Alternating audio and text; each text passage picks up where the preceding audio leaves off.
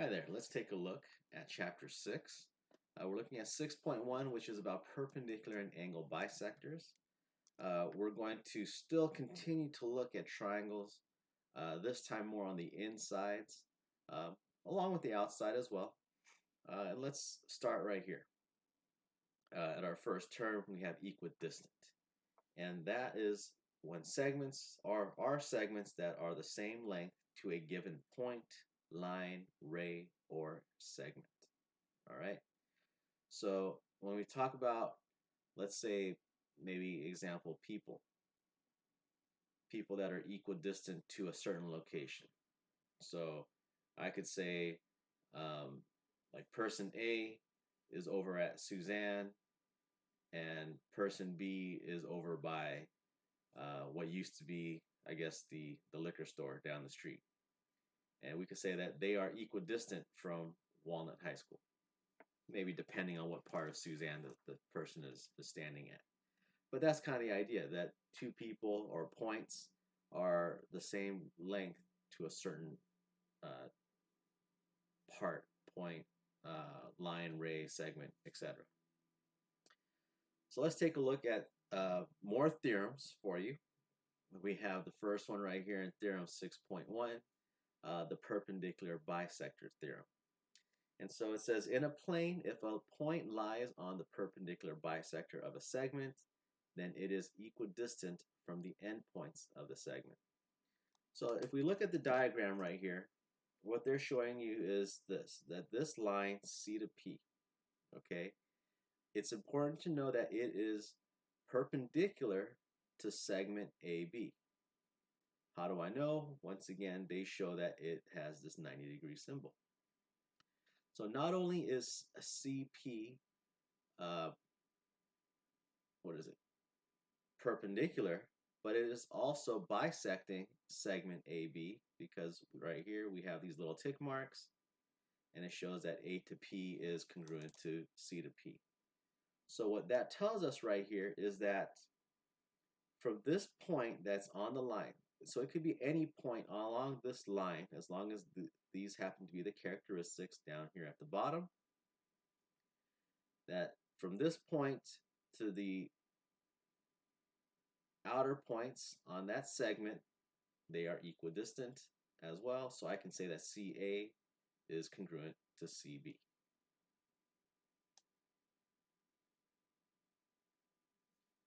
Moving along, we have right here the converse of the perpendicular bisector theorem. So right here it says, in a plane, if a point is equidistant from the endpoints of a segment and it lies on the perpendicular bisector, then it lies on the perpendicular bisector of the segment. So right here it starts off with that, look, we know to begin with that DA is congruent to DB. That's the first thing that you might see on a diagram.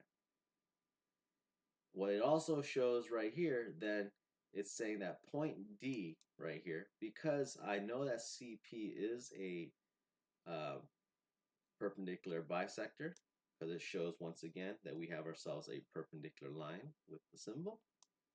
It's bisecting the segment.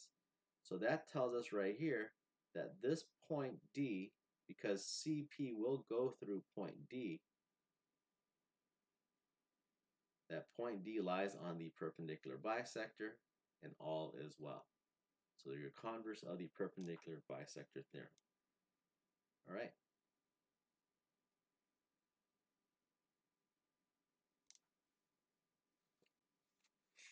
Moving on to Theorem 6.3.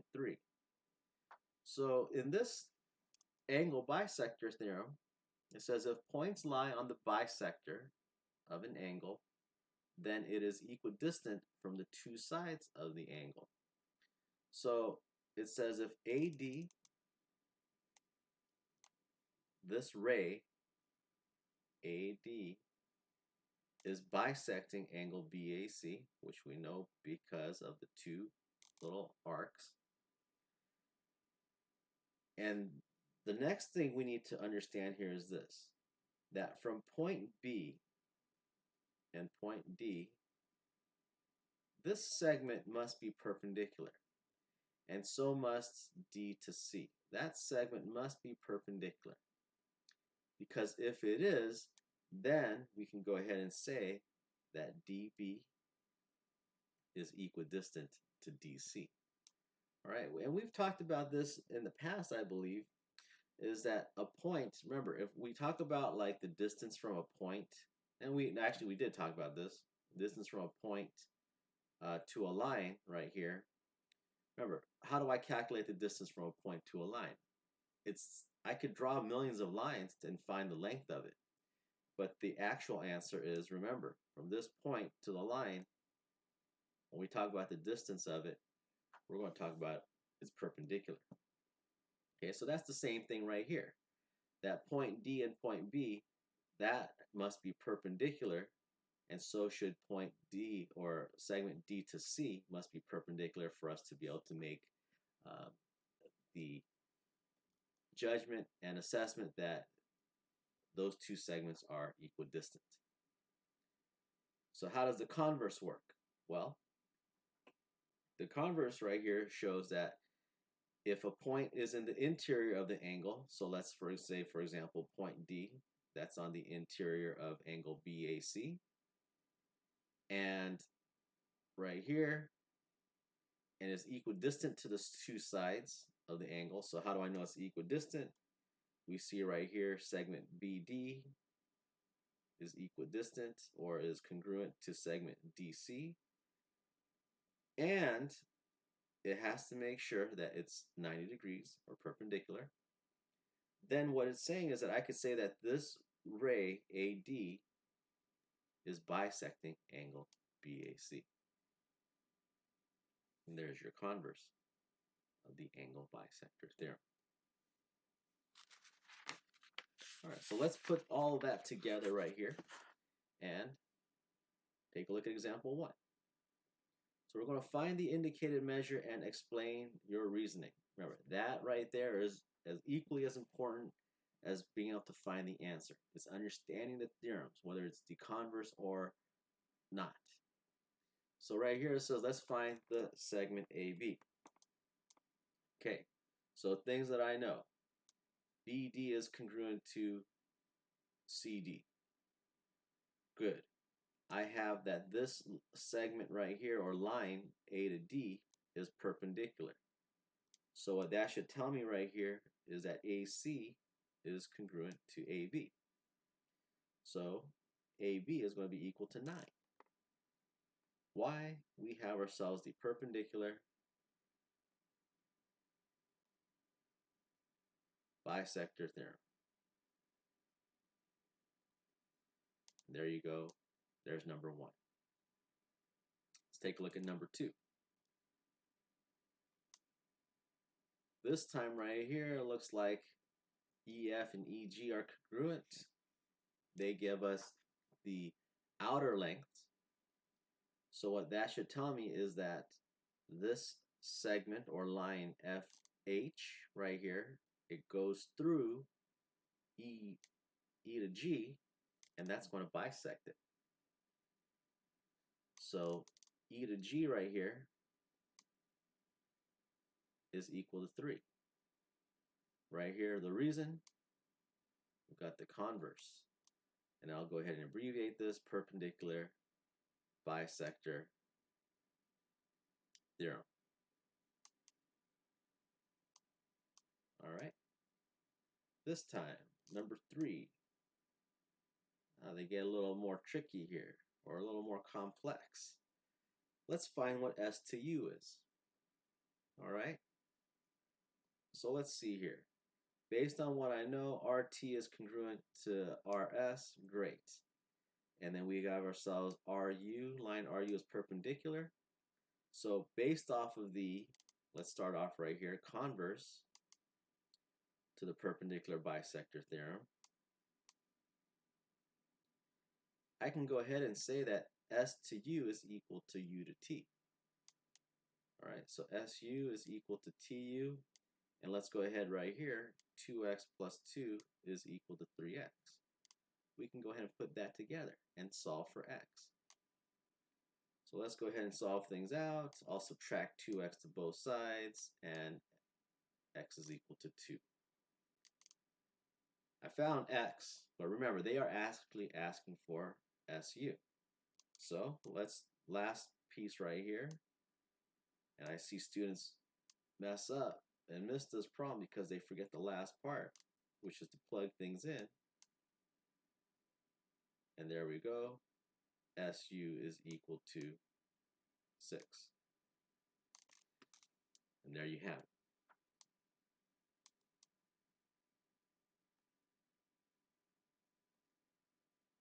Let's go down to number 4.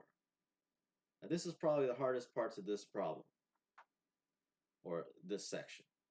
Sorry. It says find the equation of the perpendicular bisector of AB. So I got to find the line that's going to go through AB. That's going to be the perpendicular bisector. Now remember, if it's bisecting segment AB right here, it's got to be in the middle. So let's think, how could I figure out where the middle of something is in between 2 points? Well, that should be easy. So make sure we have our steps. Step 1, we want to find the midpoint. Okay, and then there's an equation that we have to find midpoint. Remember, x1 plus x2 divided by 2, comma, y1 plus y2 divided by 2. Let's figure out what point B is. Point B is 2, 2. Point A right here is 0, negative 2. So let's go ahead. I'll plug things in. I've got 0 plus 2 divided by 2, and then 2 plus negative 2 divided by 2. All right, using the midpoint formula. If you forgot that, go back and check it out. And so right here, we have the midpoint is going to be 2 divided by 2, which happens to be 1. This right here simplifies to 0 divided by 2, which is 0. So my midpoint right here is at 1, 0. All right? So that right there is a big important piece of information. Now remember, if something is perpendicular, a line is perpendicular to another line, then what I have to do next is find the slope of the original line, and then remember the perpendicular of that will be the negative reciprocal. So step 2, let's go ahead and find the slope of original line. Let's go ahead and put it like that. And so remember, for slope we have y2, y sub 2 minus y sub 1 divided by x sub 2 minus x sub 1. So I'll go ahead right here. The slope will be 2 minus negative 2, and we'll divide that by 0 minus 2. And so I end up with 4 over negative 2, which is negative, or sorry, we have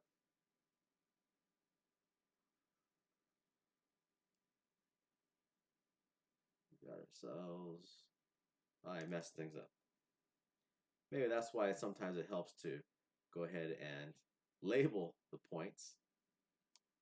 Since I started with B as being y2, so for x we got 2 minus 0, and then we end up with 2.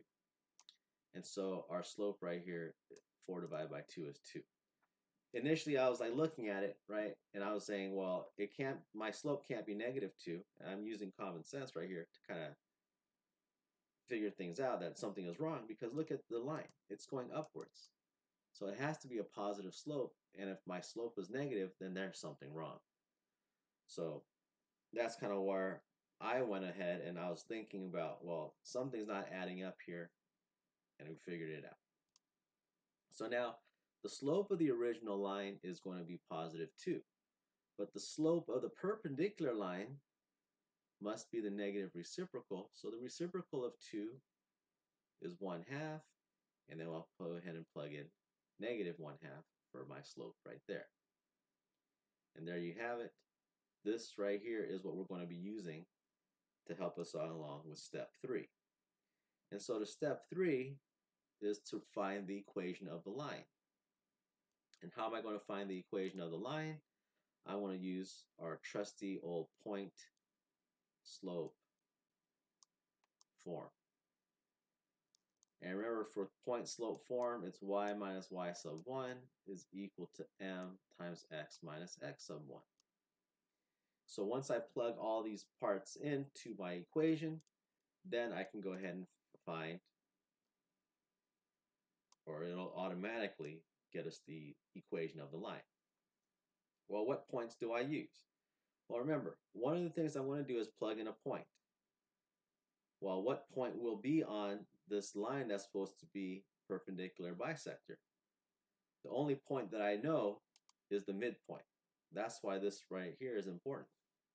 So I will plug that in for y1 and x1, right? Because that is the actual point. So right here, let's go ahead. I've got y minus y1 happens to be 0, right? Look at our point. That is equal to our slope, negative 1/2. And then let's go ahead and plug in the second point, x minus 1. And so we simplify this. Y is equal to, y minus 0 is going to be y. We got negative 1/2 x. Let's rewrite that. Negative 1/2 x, and negative 1/2 times negative 1 is going to be positive 1/2. That would be right there, our equation. Let's see if it pans out. Remember, when I'm graphing, the first thing that you should plot is your y-intercept. My y-intercept is 1/2. So let's go up right here. There's 1/2. And then let's use our slope. Remember, slope is going to be negative 1/2. Good review right here. So from this point, I will go down 1 to the right 2, down 1 to the right 2. I typically want at least 3 points, because when you set things up using a ruler, then it will tend to line up a lot better than just using 2 points. And there is the line. That perpendicular bisector of AB. All right. So make sure you know all 3 parts. I said this was probably the hardest part to this assignment because of remembering how to apply all 3 pieces to get your answer. All right, let's move along. Let's take a look at number 5. Find the indicated measure right here. All right, so we have find the measure of CAB. Well, I have to figure out and explain my reasoning of why right here CAB is being bisected. Well, look, point D is equidistant to C and equidistant to B, which happen to be on the angle, and it's perpendicular. So what that tells me right here is that angle CAD happens to be 20. But they're actually not asking us to find angle CAD. It says find the measure of angle CAB. So what is that angle? Equals 40 degrees. What is the reason for this? The converse of the angle bisector.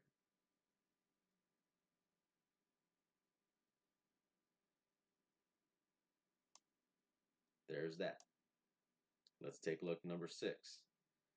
I've got D to C. Okay, we're trying to figure out this. Well, I know that AD, this ray, is bisecting angle BAC. Because I know that, then I can go ahead and say, and this is perpendicular right here. BD is perpendicular. DC is perpendicular to that line.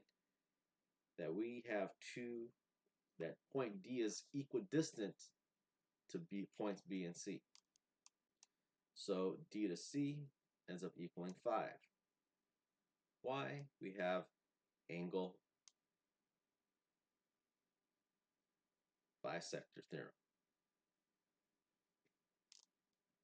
Next up, number 7.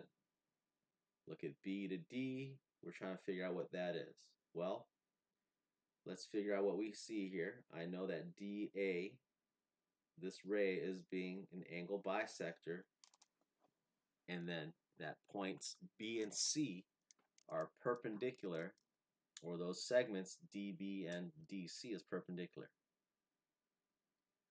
to the angle bisector. So that leads me to realize that BD is congruent to CD.